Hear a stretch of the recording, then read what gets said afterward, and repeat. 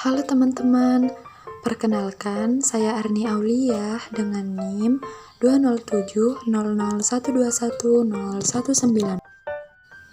Pada video kali ini, saya akan membahas mengenai peta konsep dari struktur aljabar.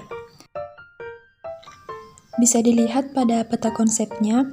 Di sini saya akan membahas terlebih dahulu yaitu grup, yang kedua grup siklik, yang ketiga grup permutasi, yang keempat kompleks dan subgrup, dan yang terakhir yaitu koset dan subgrup normal. Pada pembahasan grup, di sini saya akan menjelaskan dua poin penting yaitu pengertian grup dan sifat-sifat grup. Pengertian grup definisi 2.1. Suatu sistem aljabar dari himpunan tidak kosong G dengan operasi biner dikatakan grup jika memenuhi sifat berikut. Yang pertama, untuk setiap A, B, C elemen G berlaku A dioperasikan dengan hasil operasi B dan C sama dengan hasil operasi A dan B dioperasikan dengan C, maka berlaku sifat asosiatif. Yang kedua, ada E elemen G, sehingga untuk setiap A elemen G berlaku A dioperasikan dengan E sama dengan E dioperasikan dengan A sama dengan A, di mana E adalah unsur identitas. Yang ketiga, untuk setiap A elemen G, ada A inverse elemen G, sehingga A dioperasikan dengan A inverse sama dengan A inverse dioperasikan dengan A, maka akan menghasilkan E atau identitas. Selanjutnya, definisi 2.2. Misalkan G himpunan tidak kosong dengan operasi biner didefinisikan pada G, maka yang pertama, G terhadap operasi biner disebut grupoid. Yang kedua, suatu grupoid G terhadap operasi biner yang memenuhi sifat asosiatif disebut semigrup.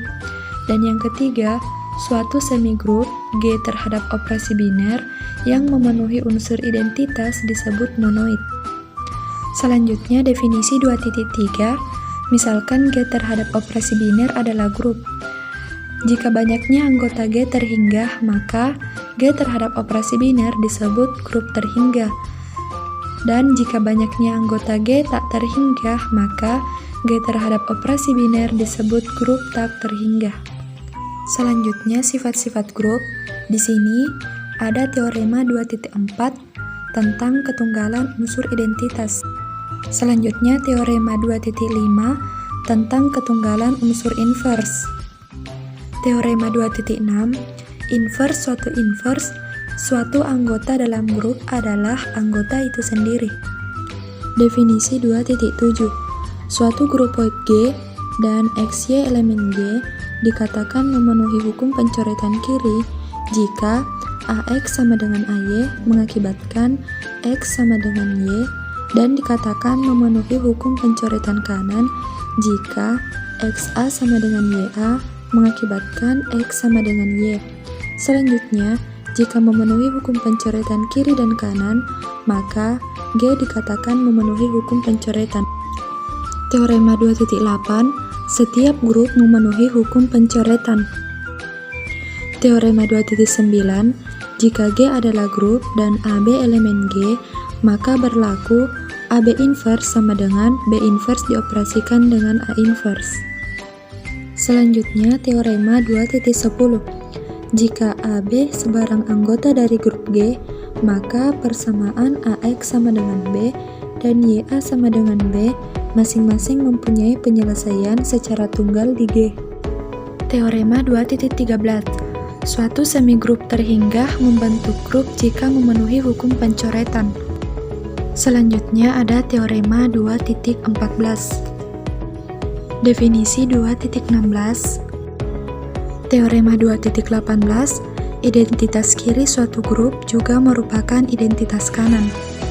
Dan teorema 2.19, inverse kiri dari suatu grup juga merupakan inverse kanan. Grup siklik. Poin pertama yaitu pangkat. Definisi pangkat, misalkan G grup dan A elemen G didefinisikan A inverse sama dengan A, untuk A pangkat N tambah 1 sama dengan A pangkat N dioperasikan dengan A, untuk N elemen N. Teorema 3.2, jika G grup untuk setiap A elemen G berlaku, yang pertama A pangkat M dioperasikan dengan A pangkat N sama dengan A pangkat M tambah N. Yang kedua, A pangkat M dikali N sama dengan A pangkat Mn untuk setiap Mn elemen set. Teorema 3.3, jika E unsur identitas dalam grup G, maka untuk sebarang N elemen Z berlaku E pangkat N sama dengan E. Poin kedua yaitu tingkat atau order. Definisi 3.4 tentang order dari suatu anggota grup. Definisi 3.5, suatu grup G disebut periodik jika untuk setiap A elemen G, tingkat A tidak sama dengan tak hingga. Aperiodik jika untuk setiap A elemen G, A tidak sama dengan identitas, tingkat A sama dengan tak hingga. Campuran jika ada A elemen G sehingga tingkat A sama dengan tak hingga, dan ada B tidak sama dengan E sehingga tingkat B tidak sama dengan tak hingga. Teorema 3.6, setiap grup terhingga selalu periodik. Teorema 3.8, jika A suatu anggota dari grup dan tingkat A tidak sama dengan N, maka A pangkat 1, A pangkat 2, A pangkat 3, sampai A pangkat N semuanya berbeda.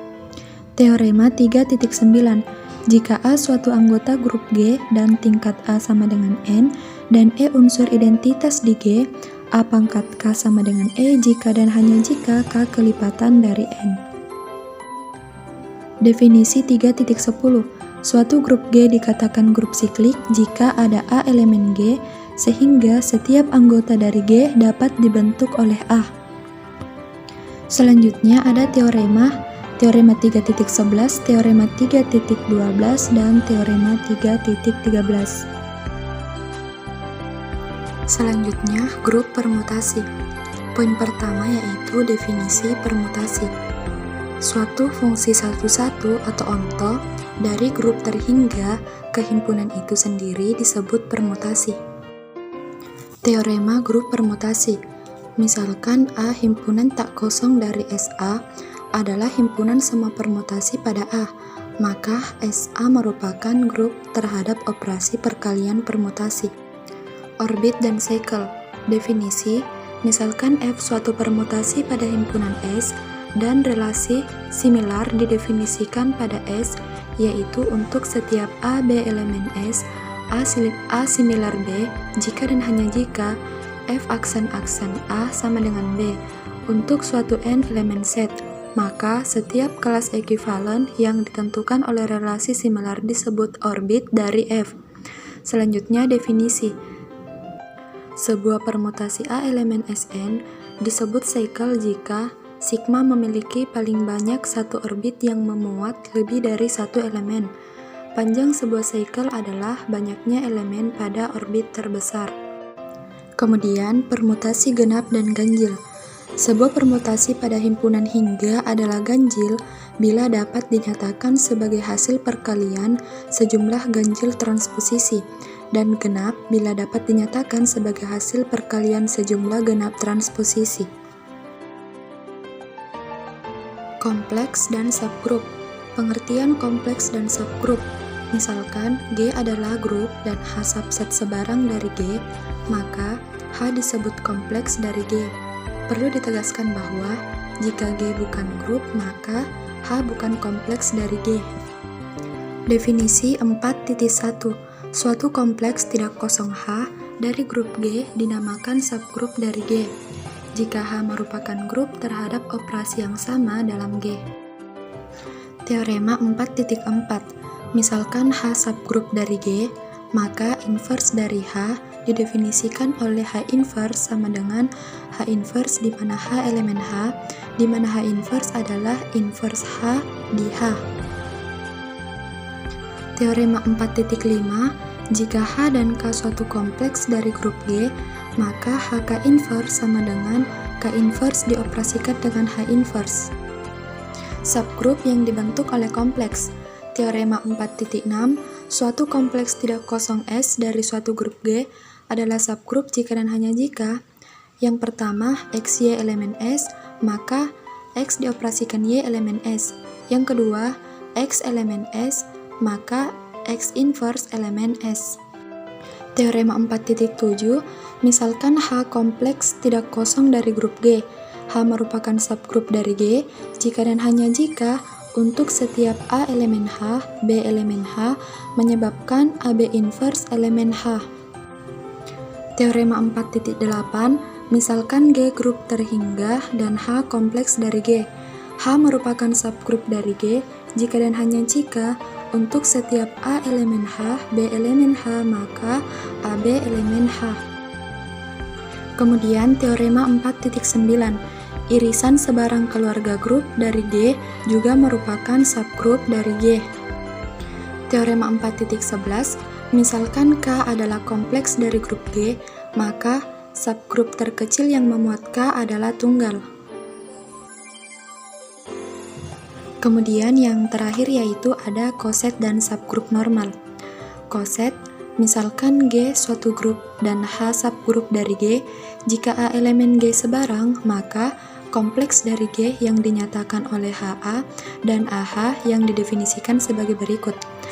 HA sama dengan HA di mana H elemen H dan AH sama dengan AH di mana H elemen H berturut-turut disebut koset kanan dan koset kiri dari H di G yang dibangkitkan oleh A. Selanjutnya teorema 5.1. Jika H anggota sebarang dari H dan H merupakan subgrup dari grup G, maka H dioperasikan dengan H sama dengan H dan H dioperasikan dengan H sama dengan H. Teorema 5.2, misalkan H subgrup sebarang dari grup G dan A, B anggota sebarang dari G, maka HA sama dengan HB jika dan hanya jika AB inverse elemen H. Yang kedua, AH sama dengan BH jika dan hanya jika B inverse A elemen H. Teorema 5.3, untuk sebarang dua koset kanan atau kiri, subgrup berlaku salah satu sifat berikut, yaitu keduanya saling lepas atau keduanya sama.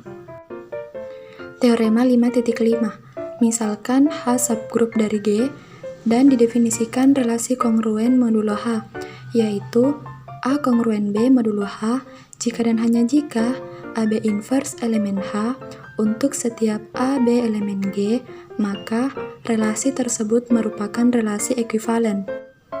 Teorema 5.6, jika H subgrup dari G, maka terdapat korespondensi satu-satu antara himpunan semua koset kiri yang berbeda dari H dengan himpunan semua koset kanan yang berbeda dari H. Selanjutnya teorema Lagrange.